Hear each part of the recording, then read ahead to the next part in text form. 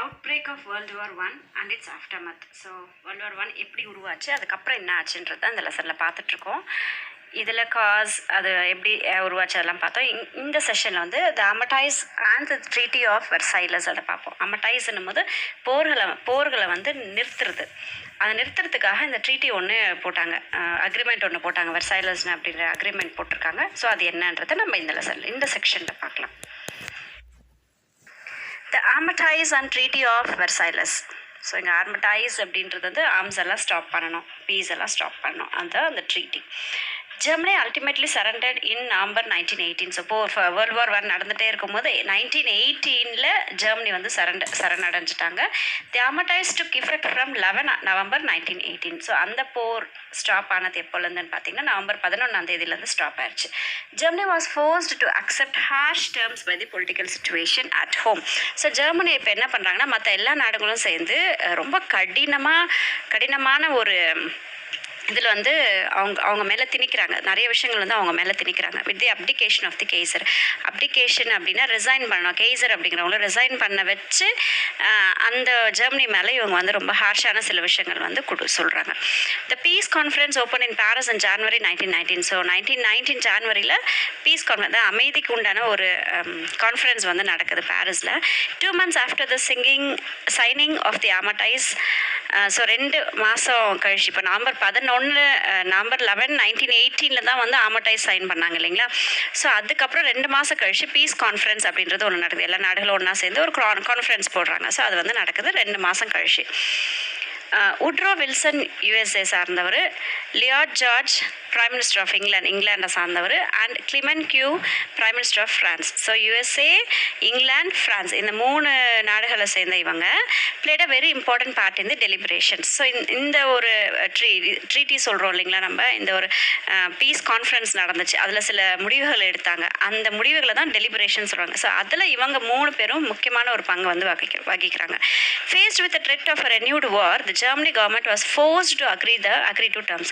So கண்டிப்பாக மறுபடியும் வந்து இந்த போர் வந்து மறுபடியும் ஸ்டார்ட் ஆகிருப்போது, ரெனியூட் அப்படின்னா மறுபடியும் ஸ்டார்ட் ஆகிருப்போது அப்படிங்கிற ஒரு பயத்தினால ஜெர்மனி கவர்மெண்ட் வந்து இவங்க எல்லாரும் சேர்ந்து என்ன பண்ணுறாங்கன்னா இவங்க சொல்லக்கூடிய இந்த டேர்ம்ஸ் அண்ட் கண்டிஷனுக்கு அக்ரி பண்ண வச்சாங்க, ஒத்துக்க வைக்கிறாங்க. என்னெல்லாம் அவங்க சொல்கிறாங்க அப்படின்றது வருது. ஆன் 28 June 1919 இந்த peace treaty was signed in the Hall of Mirrors at Versailles அப்படிங்கிற ஒரு இடத்துல, ஹால் ஆஃப் மிரர்ஸ் அப்படிங்கிற ஒரு பிளேஸில் இந்த அமைதிக்கு உண்டான ஒரு ட்ரீட்டியை வந்து சைன் பண்ணுறாங்க. 28 June 1919 நடக்குது இந்த விஷயம். ஸோ ப்ரொவிஷன்ஸ் ஆஃப் ட்ரீட்டி, இந்த ட்ரீட்டியில் இவங்க சைன் பண்ண இந்த அக்ரிமெண்ட்டில் என்னெல்லாம் இருந்தது, என்னெல்லாம் டேர்ம்ஸ் அண்ட் கண்டிஷன்ஸ் இருந்தது அப்படின்னா, Germany was found guilty of starting the war. So Germany தான் வந்து இந்த போர் ஸ்டார்ட் ஆகிறதுக்கு முக்கியமான காரணம் வந்து ஜெர்மனி தான் சொல்லிட்டு அவங்க மேலே பழி விழுந்தது.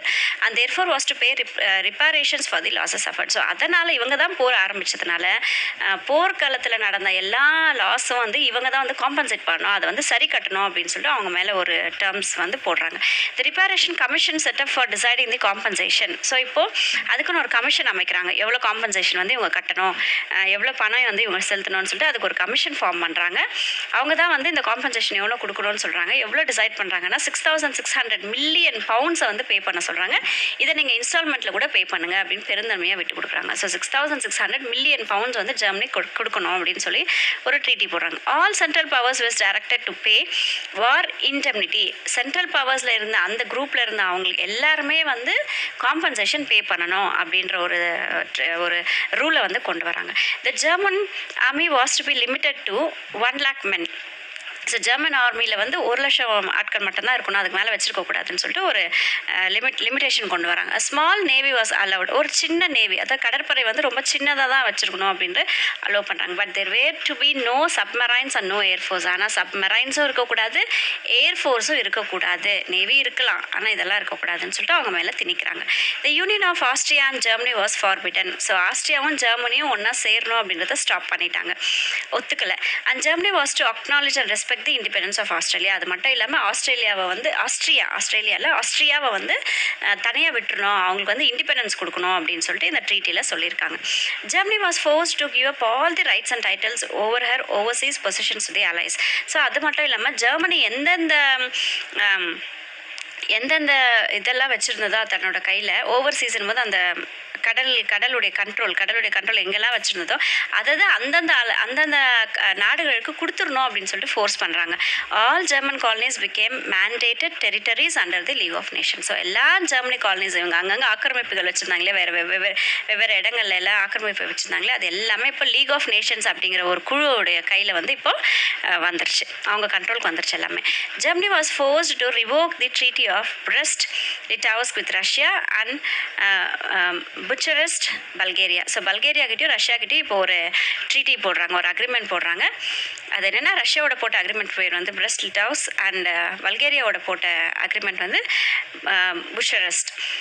Alsace Lorraine was return to France. So Alsace Lorraine அப்படிங்கிற இடத்த வந்து ஃப்ரான்ஸுக்கு ரிட்டர்ன் பண்ணிடுறாங்க. The former Russian territories of Finland, Estonia, Latvia and Lithuania were to be independent. So இந்த 4 நாடுகளை வந்து ரஷ்யன் டெரிட்டரிஸ்லேருந்து இண்டிபெண்ட்டாக விட்டுட்டாங்க. அதாவது சுதந்திரமாக அந்த நாடுகளை வந்து தனிச்சு விட்டுட்டாங்க.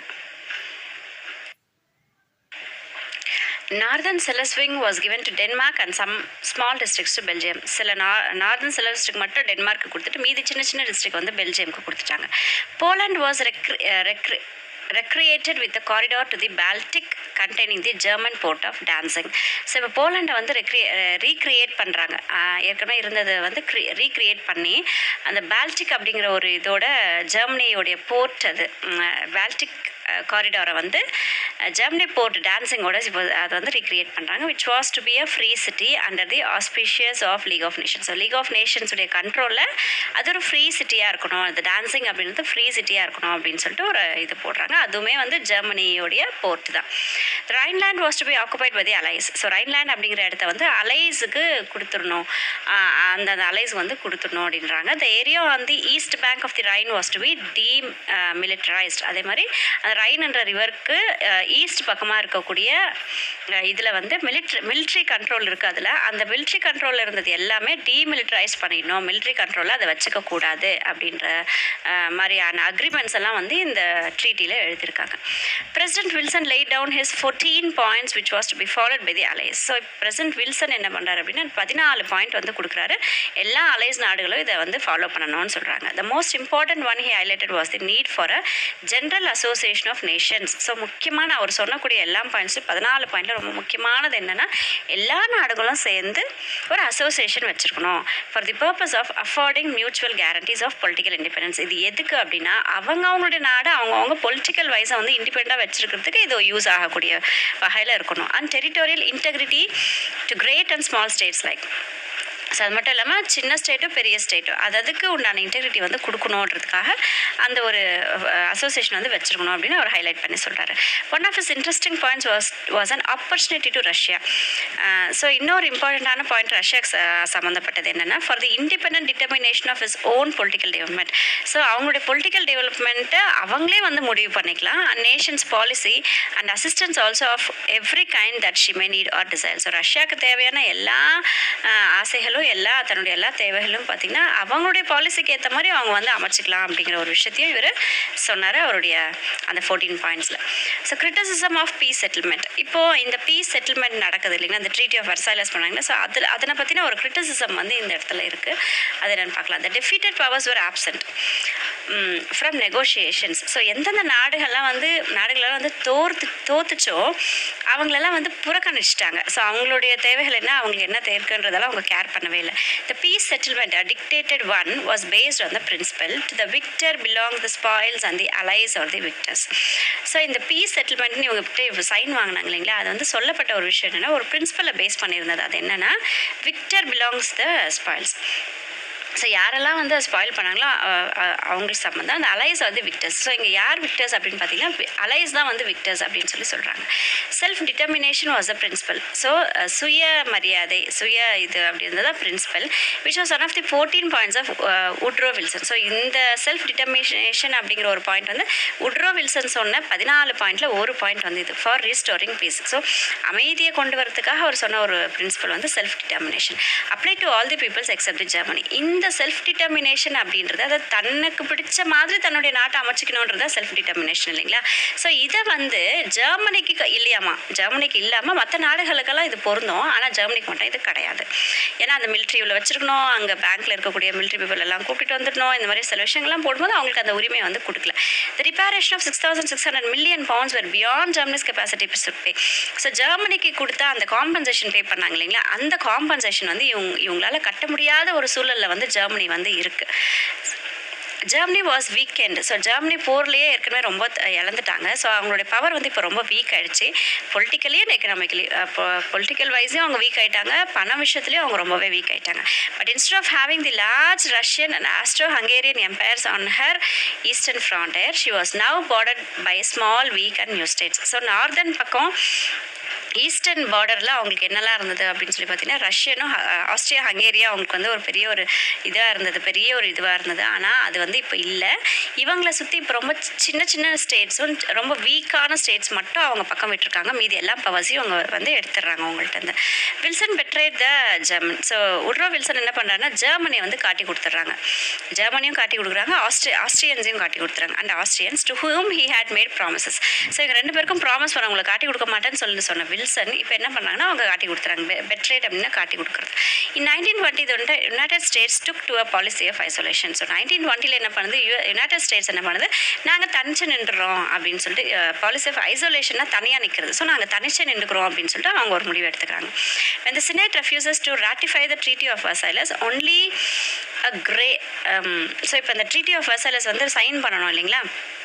அப்போ வந்து சினேட் என்ன பண்ணுறாங்க அப்படின்னா, ரெஃப்யூஸ் பண்ணுறாங்க, நாங்கள் இதில் சைன் பண்ண மாட்டோம்னு சொல்லிட்டு அந்த சினேட் அப்படிங்கிற ஒரு அமைப்பு வந்து இது வந்து சொல்லுது. அப்போ இவங்க என்ன பண்ணுறாங்கன்னா, நாங்களும் தனியாக இருந்துடுறோம் அப்படின்னு சொல்லிட்டு இவங்களும் தனிச்சு நிற்கிறாங்க. Only a greatly weakened France with the qualified support of Britain was left to face German's potential strength. So இப்போது ஃப்ரான்ஸ் ஆல்ரெடி வீக் ஆகிடுச்சு அந்த போரில்.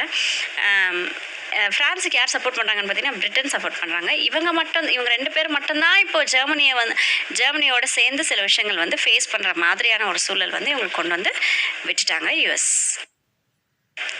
Italy was much disappointed at the peace settlement. So இவங்க செஞ்ச இந்த agreements எல்லாம் பார்த்தீங்கன்னா, Italy ரொம்ப டிஸப்பாயின்மெண்ட் ஆகிட்டாங்க. அவங்களுக்கு ஃபேவராக எதுவுமே நடக்கல, அதனால அவங்க ரொம்ப டிஸப்பாயிண்ட் ஆகிட்டாங்க.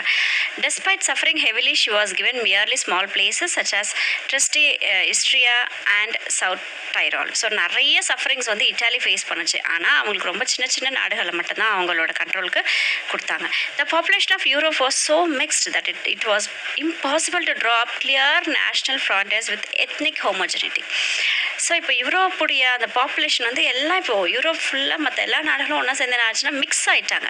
இவங்களால அதை வந்து ரொம்ப கிளியராக இந்த பார்டரில் இவங்க அந்த பார்டரில் அவங்கன்னு சொல்லிட்டு அவங்களால கொண்டு வரவே முடியலை.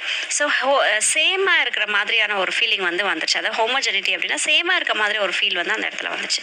ஃபைனலி த settlement created many national minorities within states. So ஒரு நாட்டுக்குள்ளேயே நிறைய சின்ன சின்ன மைனாரிட்டிஸ் வந்து அந்த இடத்துல கிரியேட் ஆக ஆரம்பிச்சிட்டாங்க. இந்த மாதிரி இவங்க பிரிக்கும் போது countries gave promises to respect the rights of minorities. So இந்த மாதிரி நிறைய மைனாரிட்டிஸ் ஒரு நாட்டுக்குள்ளே இருக்கும்போது அவங்களுக்குலாம் ரெஸ்பெக்ட் கண்டிப்பாக கொடுப்போம் அப்படிங்கிற ஒரு ப்ராமிஸ் வந்து அந்த நாடுகள் வந்து செஞ்சாங்க அந்த ட்ரீட்டியில். But often relations turn bitter. ஆனால் அடிக்கடி என்ன ஆகும்னா இவங்களுக்குள்ள சண்டைகள் வந்துக்கிட்டே இருக்க ஆரம்பிச்சிருச்சு. Separate treaties were drawn up and signed with allies with Austria, Hungary, Bulgaria and Turkey. So இவங்க 4 நாடுகளோட என்ன பண்ணாங்கன்னா தனித்தனியாக ஒரு அக்ரிமெண்ட் வந்து சைன் வாங்கிட்டாங்க. த ட்ரீட்டி வித் துர்க்கி, துர்க்கியோட ட்ரீட்டி வந்து ட்ரீட்டி ஆஃப் செவரஸ் அப்படின்னு சொல்கிறாங்க. Though accepted by the Sultan failed because of the resistance of Mustafa Kemal Pasha and his followers. So இந்த ட்ரீட்டி வந்து அக்செப்ட் பண்ணிக்கிட்டாலும் கூட அது ஃபெயிலியர் ஆகிடுச்சு. ஏன் அப்படின்னா முஸ்தஃபா கெமல் பாஷாவும் அவருடைய ஃபாலோவர்ஸும் என்ன பண்ணுறாங்கன்னா இதை வந்து தடை பண்ணிடுறாங்க, முடியாதுன்ற மாதிரி சொல்லிடுறாங்க. Then followers of first world war. இந்த ஃபர்ஸ்ட் வேர்ல்டு வார் வந்து ஏன் தோல்வி அடைஞ்சிச்சு, ஏன் இதில் இருக்க ட்ராபேக்ஸ் என்ன அப்படின்றத சொல்லியிருக்காங்க. The First World War left a deep impact on European society and politics. So இந்த ஃபர்ஸ்ட் வேர்ல்டு வார் என்னாச்சுன்னா இந்த ஐரோப்பியன் காண்டினென்ட்டில் இருக்கக்கூடிய அந்த சொசைட்டிலையும் அந்த அவங்களுடைய அரசியல் சம்மந்தப்பட்ட விஷயங்களையும் அவங்களுடைய அந்த நாடுகளோட பிரிப்பு நிறைய விஷயங்கள் வந்து நிறைய பாதிப்புகள் ஏற்பட்டுருச்சு. Through conscriptions and through air raids the war had involve and affected far more of the population than in the past. So இதுக்கு முன்னாடி ஏற்படாத ஒரு பெரிய ஒரு இழப்பு, மனித இழப்பு, பொருள் இழப்பு எல்லாமே வந்து இது நடந்துச்சு. ஏன்னா இவங்க ஏர்லேயும் வந்து ஃபைட் பண்ணிக்கிட்டாங்க, வாட்டர்லேயும் ஃபைட் பண்ணிக்கிட்டாங்க. அதனால் இது ஒரு பெரிய பேரிழப்பை வந்து இவங்க சந்திச்சாங்க ஐரோப்பன் காண்டினென்ட்டில். இந்த whole of the previous century from the Napoleonic wars to Balkanic war of 1912-1913 Europe had lost fewer than 4.5 million men. So Napoleon வார்லேருந்து தொடங்கி பால்கன் வார் வரைக்கும் 1912 1913 வரைக்கும் நடந்த இந்த வாரில் அவங்க எவ்வளோ மக்களை இழக்கிறாங்க அப்படின்னு பார்த்தீங்கன்னா 4.5 மில்லியன் ஆண்களை வந்து அவங்க இழந்துட்டாங்க. ஆனால் இப்போது இந்த வேர்ல்டு வார் 1ல 8 மில்லியன் ஆட்கள் வந்து இறந்துடுறாங்க 4 வருஷத்தில். while more than twice as many were wounded. அது மட்டும் இல்லாமல் இதுக்கு டபுள் மடங்குக்கும் மேலே, அதாவது 8 மில்லியன்னா இப்போ டபுள் மடங்குனா 16 மில்லியனுக்கும் மேற்பட்ட மக்கள் என்ன ஆகுறாங்கன்னா ஊண்டாயிடுறாங்க. அதாவது காயங்கள் அடைஞ்சு, நிறைய காயங்கள் அடைஞ்சு இருக்காங்க. And many crippled for life. நிறைய பேருக்கு வந்து நிரந்தரமான ஊனம் வந்து ஏற்பட்டுச்சு. கை இல்லாமல், கால் இல்லாமல், கண் இல்லாமல், பல் இல்லாமல், அந்த மாதிரி நிறைய விஷயங்கள் வந்து ஏற்பட்டுருச்சு.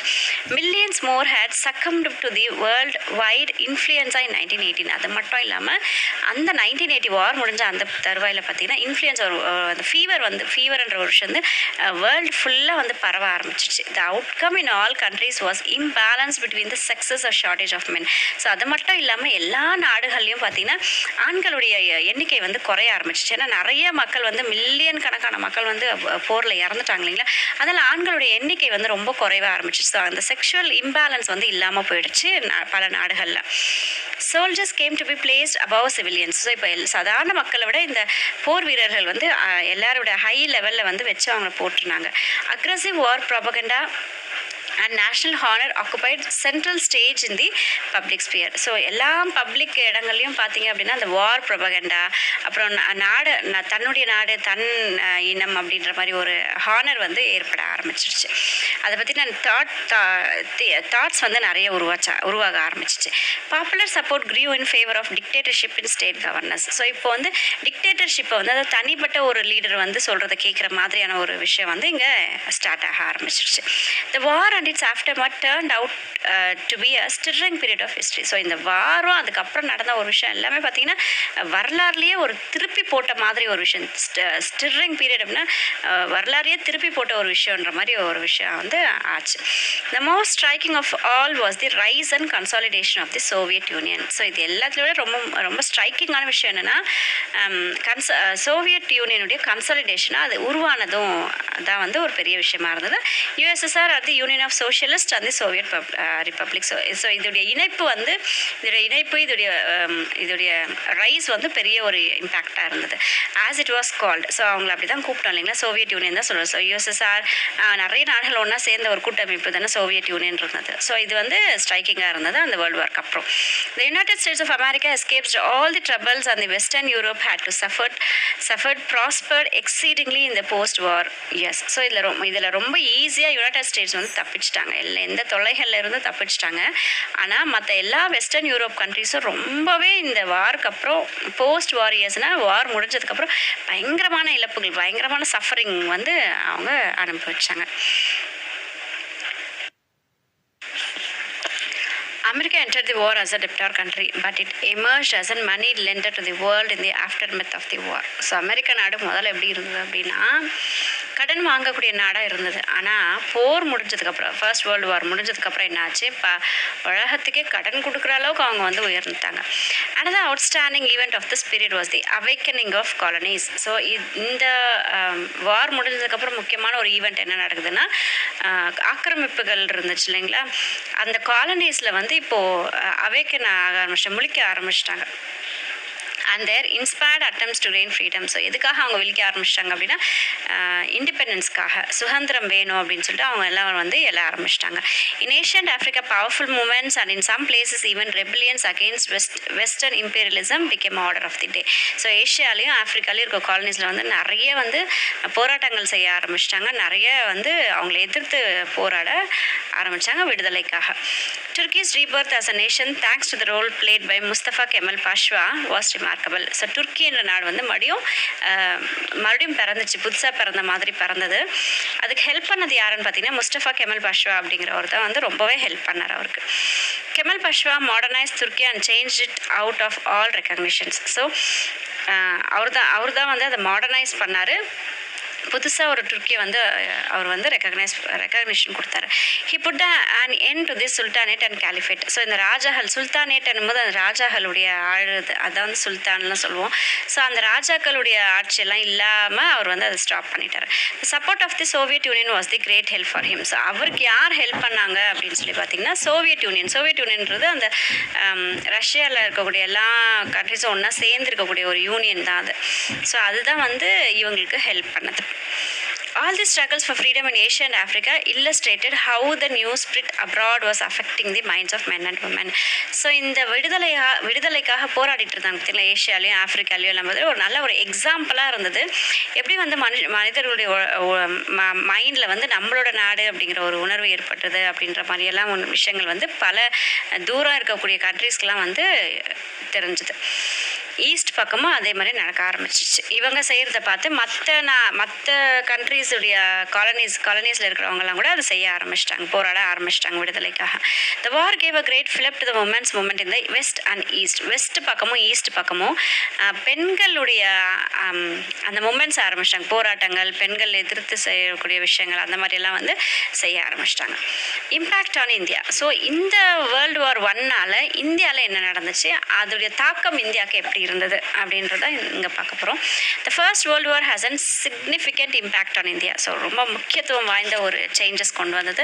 Even the Europe was the main theatre of the war. Fighting took place in other parts of the world as well. So மெயினாக போர் எங்கே நடந்ததுன்னா யூரோப் கான்டினென்ட்டில் தான் நடக்குது. ஆனாலும் உலகம் ஃபுல்லாக அங்கங்கே வந்து நடக்க ஆரம்பிச்சிச்சு. த பிரிட்டிஷ் ரெக்ரூட்டட்னா ஜாப் போடுறது, வேலை கொடுக்குறது. Vast contingent of Indians to serve in Europe, Africa and West Asia. So இங்கெல்லாம் வந்து போயிட்டு போர் செய்கிறதுக்காக நம்ம இந்தியர்களை வந்து சோல்ஜர்ஸை நியமிக்கிறாங்க. After the war the soldiers came back with a new idea which had an impact on Indian society. So போர் முடிஞ்சதுக்கப்புறம் நம்மளுடைய வீரர்கள் சோல்ஜர்ஸ் என்ன பண்ணாங்கன்னா ஒரு புது ஐடியாவோடு வராங்க நம்மளுடைய இந்தியன் சொசைட்டி மேலே. India contributed 230 million pounds sterling in cash. So இந்தியாவுடைய கேஷ் எவ்வளோன்னு பார்த்தீங்கன்னா 230 million pounds sterling அண்ட் ஒரு 125 million in loans. ஸோ அது மட்டும் இல்லாமல் 125 million pounds sterling வந்து லோனாக கொடுத்துருக்கு டுவர்ட்ஸ் வார் எக்ஸ்பென்சஸ். எதுக்காகனா போர் செலவுகளுக்காக கொடுத்து உதவி பண்ணியிருக்கு. India also sent war materials to the value 250 million. அது மட்டும் இல்லாமல் போர் கருவிகளுக்கு மட்டும் 250 million அளவுக்கு போருக்கு தேவையான விஷயங்கள் மெட்டீரியல்ஸை வந்து சப்ளை பண்ணுச்சு India. This cost enormous economic distress. So இவ்வளோ மில்லியன் கணக்கில் நம்மளோட பணம் எல்லாம் வெளியே போனதுனால நமக்கு நிறைய பண தேவைகள் பண பற்றாக்குறையெல்லாம் வந்து வர ஆரம்பிச்சிச்சு. வறுமை வந்து ஏற்பட ஆரம்பிச்சிச்சு. There was grain riot as poor people looted shops. So நிறைய விளைச்சல்கள்லாம் இல்லாமல் அதெல்லாம் வந்து திருட ஆரம்பிச்சிட்டாங்க மக்கள். கடைகளெல்லாம் போயிட்டு கடையில் போய் எல்லாத்தையும் எடுத்துகிட்டு வர அளவுக்கு மக்களுடைய வறுமை வந்து அங்கே அதிகரிச்சிச்சு. Towards the end of the war India too suffered under the world wide epidemic of influenza. அது மட்டும் இல்லாமல் உலகம் ஃபுல்லாக அந்த எபிடெமிக் இன்ஃப்ளூயன்ஸா ஃபீவர் ஒன்று பரவ ஆரம்பிச்சிச்சு இல்லைங்களா. அந்த ஃபீவர் நம்ம இந்தியாவுக்கும் இப்போ வர ஆரம்பிச்சிச்சு. ஸோ அந்த சிம்பிள் பார்த்தீங்கன்னா பவுண்ட் ஸ்டெர்லின் அப்படின்னு சொல்கிறாங்க. இந்த war conditions led to the rise of human home rule movement in India. So இந்த வார்க்கு அப்புறம் தான் ஒரு மூமெண்ட் ஆரம்பிச்சது நம்ம இதில் இந்தியாவில். என்னென்னு பண்ணால் ஹோம் ரூல் மூமெண்ட் அப்படின்றத நம்ம ஸ்டார்ட் பண்ணோம். The Congress was reunited during the war. So இப்போ காங்கிரஸ் ரெண்டாக பிரிஞ்சிருந்தது. வார் சமயத்தில் என்னாச்சு, இந்த ரெண்டாக பிரிஞ்சிருந்த காங்கிரஸ் வந்து ஒன்றா சேர்ந்துருச்சு. Western revolutionary ideas influence the racial nationalist and so the British try to suppress the national movement. So இப்போ வெஸ்டர்ன் பக்கம் வந்து என்னுடைய நாடு தான் பெஸ்ட்டுலாங்கிற மாதிரி அந்த போர் டைம்லலாம் அவங்க இது பண்ணிட்டு இருந்தாங்க பார்த்தீங்களா. அதெல்லாம் பார்த்து நம்மளுடைய நாட்டில் இருந்தக்கூடிய இந்தியன்ஸ் வந்து இது பண்ணதுனால பிரிட்டிஷ் எங்கே இவங்க வந்து இவங்களை எதிர்த்து இது பண்ணிடுவோம்னு சொல்லிட்டு என்ன பண்ணாங்கன்னா இந்த மாதிரி நேஷ்னல் மூமெண்ட்ஸ் எங்கெல்லாம் நடக்குதோ, எங்கெல்லாம் இவங்களை எதிர்த்து நம்ம எல்லாம் செய்ய ஆரம்பிக்கிறோமோ அப்போல்லாம் நம்மளை வந்து அப்படியே அடக்கி ஆண்டுட்டாங்க. சப்ரஸ்னால் அடக்கிறது. பாசிங் ரெப்ரெசிவ் ஆக்ட், புது புது சட்டங்கள்லாம் நம்ம மேலே போட்டு நம்மளை வந்து அப்படியே அடக்கிட்டாங்க. International events too had their impact on India. அது மட்டும் இல்லாமல் இன்டர்நேஷ்னல், அதாவது எல்லா நாடுகளும் சேர்ந்து சில லாஸ் எல்லாம் போடும்போது அதோடைய இம்பேக்ட் நம்ம இந்தியா மேலே மாதிரியும் இருந்தது. Such as the revolution in Russia. So முக்கியமாக அதில் ஒரு இம்பாக்ட் எதிரானா ரஷ்யாவில் நடந்த ஒரு revolution. The defeat of Turkey in world war one and the severe terms of treaty of service signed thereafter undermined the position of Sultan of Turkey as caliphate. So Turkey வந்து அந்த world war ஒன்னில் வந்து அழிக்கப்பட்டுருச்சு இல்லைங்களா. So தோற்று போச்சு. அது மட்டும் இல்லாமல் ட்ரீட்டி ஆஃப் சர்வீஸ் வந்து அவங்க சைன் பண்ணதுனால என்ன ஆச்சு அப்படின்னா சுல்தானுடைய பொசிஷனை அந்த துர்க்கியில் சுல்தான் அப்படிங்கிற பொசிஷன் வந்து கேலிஃபாவாக மாறி போச்சு. அவனோட பொசிஷன் வந்து கீழே இறக்கப்பட்டுருச்சு. Out of the resentment was born the caliphate movement. So அதனால என்ன அங்கே ஸ்டார்ட் ஆயிடுச்சு அப்படின்னா கேலிஃபேட் மூமெண்ட். கேலிஃபேட் ஒரு போர் மாதிரி ஒன்று இது வந்து கேலிஃபேட் மூமெண்ட் ஒன்று ஸ்டார்ட் பண்ணாங்க. India and Indians had taken an active part in the war believing that Britain would reward India's loyalty.